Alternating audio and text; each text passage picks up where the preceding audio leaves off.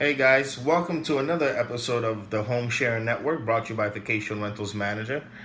Today's a little bit of a unique episode. I'm actually in Port St. Lucie, Florida, at my mother's house. Actually, I was on a beautiful road trip up to Orlando, and I'm stopping by to say hi to my mom.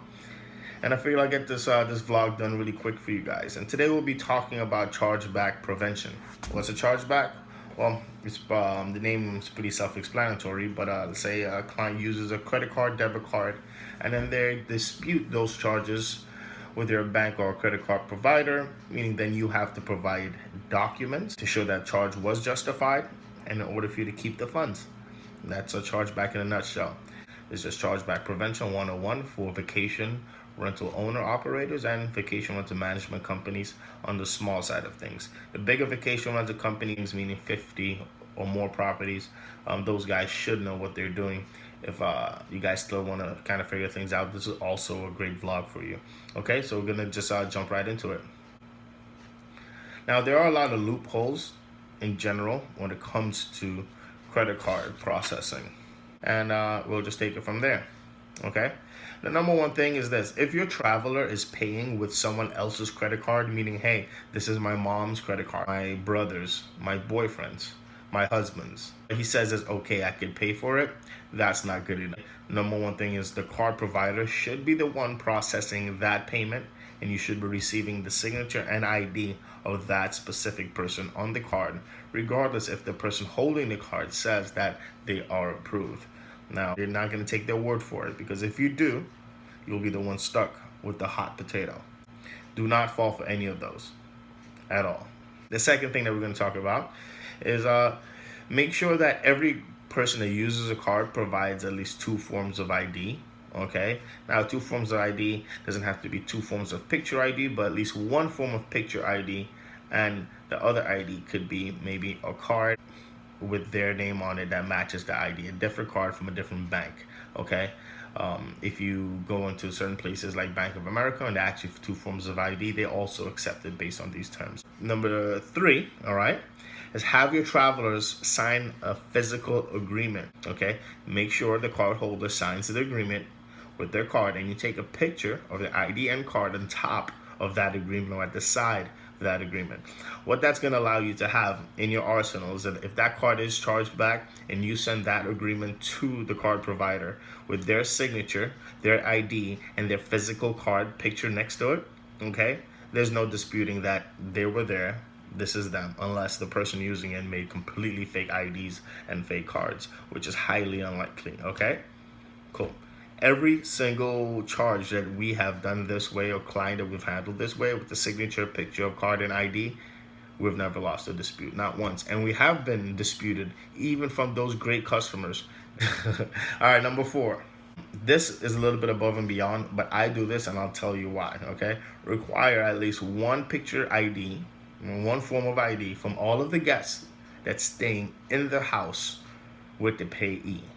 Meaning, if it's the house or the condo sleeps 4 people, 1 person is paying, but the other 3 at least take a picture of their IDs and contact information so you have it on file.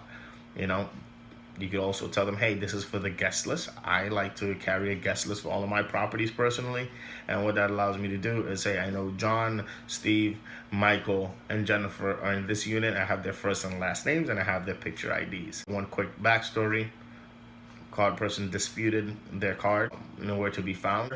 We submitted a dispute, and they disputed it again, right? Because they could actually dispute up to 3 times in 60 to 90 days. So this could go back and forth a little bit. And what I did was pretty simple. I called the 3 people that were sleeping in the unit with that person and said, hey, were you aware that so-and-so is disputing the charges as if you guys did not stay with us? Okay, can you please give him a call and let him know we're trying to reach him in regards to disputes? Long story short, they all reached out to that guy. The guy then reached out to us and said he apologizes. He was going through some hard times, but since his friends were involved, that brought a sense of shame to him that what he was doing, and he let it go, meaning we got paid and we moved on to the next client. And since then, we've actually hosted and housed those friends of that client again. So it turned out great for all of us, okay? But the fact that we had people he knew personally and we have their contact and we can let them know what's going on, and that brings a sense of shame, which no one wants to have, and things could go your way very fast once you can reach out to those. So here goes another one. Number 4, personally check in your traveler. All right. If you can, not everyone can do this. Your property may be 5-6 hours away, 2 hours away. You may have a regular job, but if you can, check your client in and check them out. All right. This helps chargebacks greatly. Why?